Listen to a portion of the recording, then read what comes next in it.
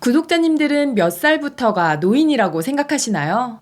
최근 노인 연령 기준을 상향해야 한다는 목소리가 커지고 있는데요.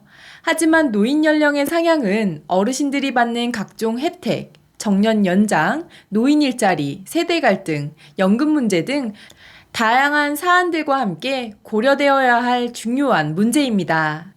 현재 어떤 논의가 이루어지고 있는지 영상 끝까지 보시고 구독자님들의 의견을 댓글로 공유해 주시면 감사하겠습니다. 시청하시면서 좋아요만 한번 꾹 눌러주세요. 구독, 좋아요, 알림 설정 콕콕. 안녕하세요. 생활 속 유용한 정보 희망지기입니다. 최근 한국개발원 연구원의 한 연구보고서에 따르면 평균 수명 연장에 맞춰 노인 연령의 기준을 10년에 한 살씩 높여나가자고 제안했습니다.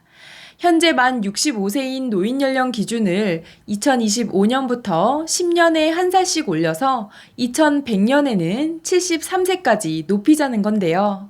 법적으로 노인 나이 기준은 1981년 노인복지법이 개정된 이후 현재까지 만 65세로 유지되고 있습니다.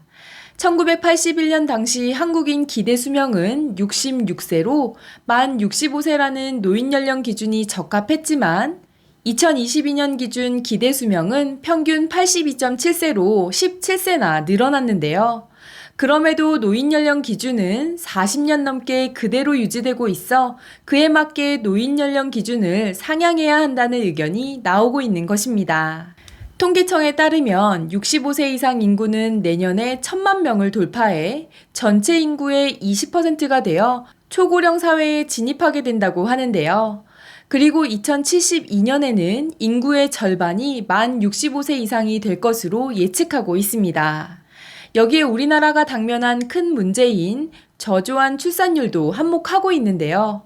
아이는 줄어드는데 노인 수는 늘어나면서 생산 가능 인구 대비 노인 인구 비율인 노인 부양률도 크게 상승하고 있는 중입니다. 20세부터 64세의 생산 연령 인구 100명이 2023년에는 65세 이상 노인 27.8명을 부양했지만 2050년에는 78.8명을 부양해야 한다고 하는데요. 이렇듯 노인 연령 상향이 불가피하지만 그렇다고 쉽게 조정하는 것이 힘든 데는 여러 가지 이유가 있습니다. 먼저 정년 연장과 연금 개혁입니다. 우리나라는 노인 소득 중 근로소득이 차지하는 비중이 40%가 넘고 공적연금 소득은 30% 이하로 낮아 은퇴 이후 경제적으로 어려움을 겪는 분들이 많습니다. 노인 빈곤율도 OECD 국가 중 가장 높은데요. 노인 연령만 덜컥 70세로 올려버리면 60세에 은퇴하시고 무려 10년간의 소득 단절이 생기게 됩니다.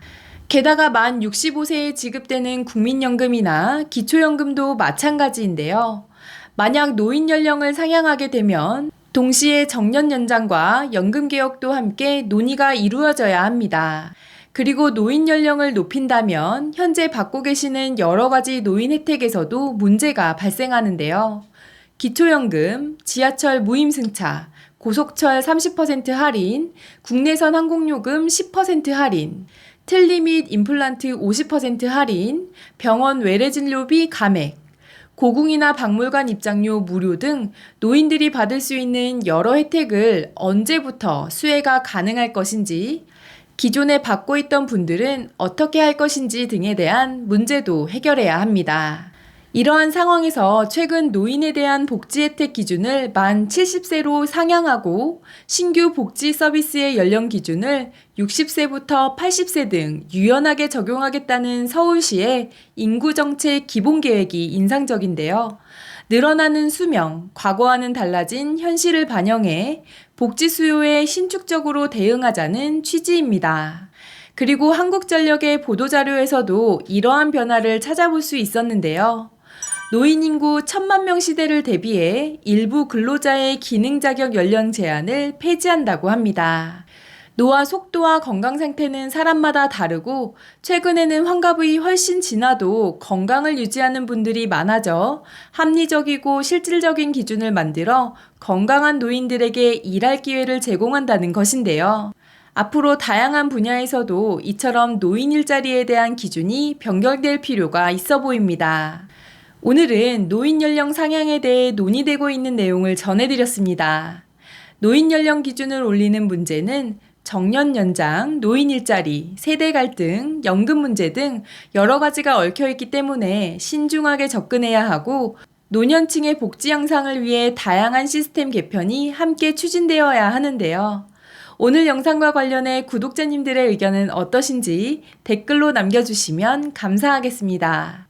이번 영상이 조금이라도 도움이 되셨다면 구독, 좋아요, 알림 설정 눌러주세요. 감사합니다.